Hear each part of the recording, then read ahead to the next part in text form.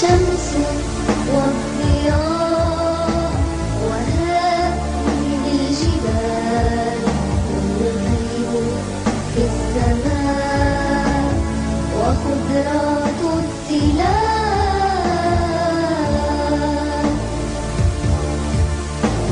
ومخلص صديقنا صديق الحيوان بحبه يحيطنا بالعطف والحنان.